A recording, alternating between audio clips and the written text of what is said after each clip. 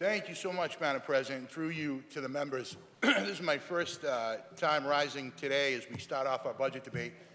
And I want to, just before I get into this amendment, Madam President, I want to thank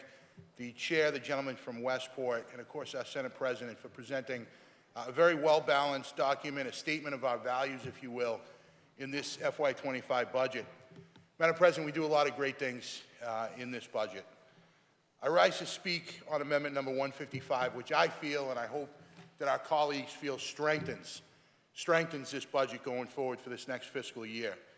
Amendment number 155, Madam President, would provide additional funding to the Massachusetts Housing and Shelter Alliance, an organization that I and many of us I know are proud to have worked with closely over the last several legislative sessions to reduce and ultimately, Madam President, to eliminate chronic homelessness here in the Commonwealth. Specifically, Madam President, through you to the members, this amendment increases the Home and Healthy for Good line item by $500,000 to increase the total line item to $8.8 million. As I've said before, Madam President, I am here to advocate in strong support of expanding permanent supportive housing here in the Commonwealth, and what we know as the Housing First model. I'm proud, and I think all of us in the Senate should be proud, that year in and year out, this particular chamber, through our budgets, amendments, earmarks, that we continue to increase investments in permanent supportive housing, to unleash new resources, to bring the new Housing First units online across Massachusetts. We know, Madam President, that this housing model works and can dramatically improve levels of autonomy, choice, and effective mental health and addiction recovery outcomes for individuals experiencing homelessness here in Massachusetts. In order to solve homelessness, we must get to the root cause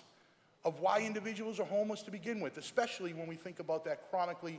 homeless individual population. And we should address those underlying causes, those root causes, and those people with care and compassion if we are truly serious about achieving net zero homelessness in the Commonwealth. A goal that I know that we can reach if we continue to follow best practices like Housing First, if we continue to invest in permanent supportive housing. The Massachusetts Housing and Shelter Alliance and their members have been on the forefront of this work, not only here in Massachusetts, but as advocates across this country, to provide wraparound supportive services in addition to stable housing.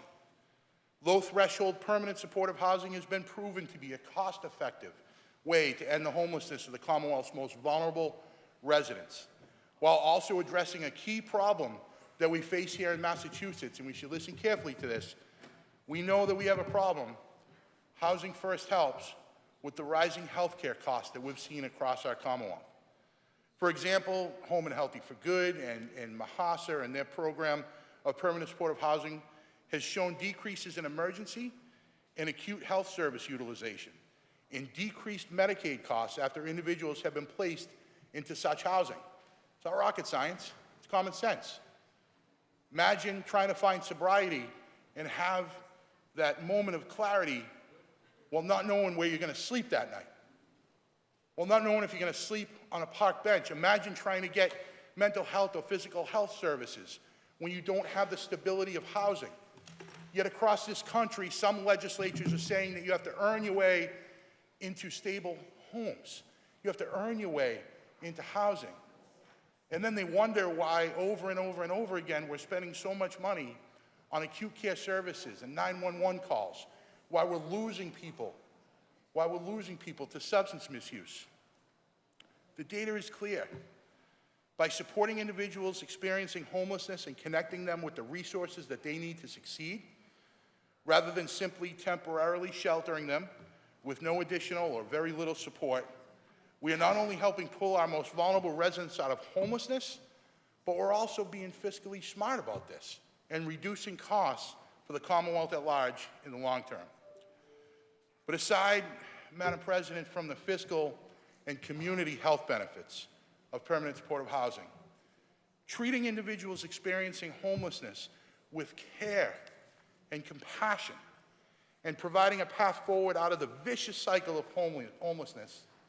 is just simply the right thing to do. Yes, it makes fiscal sense, but I think all of us in this chamber can agree that it is the right thing to do. It is the right public policy for Massachusetts. For many years, we did things a certain way, and for years, we've been trying in this chamber and in this legislature to shift the paradigm so that we're not just nickel and diming and doing things the same way over and over again, but that we actually understand that not only is it fiscally responsible of us to do it this way, but it's just the right way. I look forward to continuing to advocate for this housing model and uplift the work of Mahasa and the many providers that are doing this work every single day across Massachusetts in every budget, year after year, so long as I am blessed to serve in this chamber, and until homelessness is a vestige of the past here in Massachusetts. Madam President, we have seen and heard many amendments and will throughout the course of this debate this week and in other bills that we have considered earlier in this session and that we will in the next few months, many amendments and measures about EA shelters and who is eligible for what and who should be in front of whom and who gets what benefits and what programs and who does not. If you believe, like I do, across the spectrum, sincerely, that we can achieve zero homelessness, so that we're not just changing the faces of the people on the outside looking into other homes, but if we want to end homelessness and reach zero homelessness and actually allow people to live with dignity in their own home, surrounded by supportive services for mental health, physical health, substance misuse, to get job training, to be connected to employers, whether it is homeless veterans, seniors, middle-aged, or young adults. We can end homelessness in Massachusetts by adopting models like this, by being pragmatic, but at the same time having a bold vision to say that even though it's done a certain way for generations, that we're going to do things differently here. And I want to thank, again, our Senate President, who has focused intently on this and supported our efforts to increase funding for permanent supportive housing, and especially the gentleman from Westport, the Chair of Ways and Means, who knows every year when we talk about this issue how important it is. I want to thank them for allowing us to have the opportunity to debate this and to do more to end homelessness here in Massachusetts. Again, Madam President, and to all of our colleagues, we can end homelessness in Massachusetts, not somewhere down the road, the next generation in a legislature far beyond where we stand today. We can end homelessness in Massachusetts, not only just in our lifetime, but in our public service, if we increase the amount of resources for permanent supportive housing, if we adopt housing first, and use that novel concept of ending homelessness by allowing people to live with dignity in their own homes. I thank you, Madam President, and I move that when a vote is taken on this matter, it be done by a call of the yeas and nays.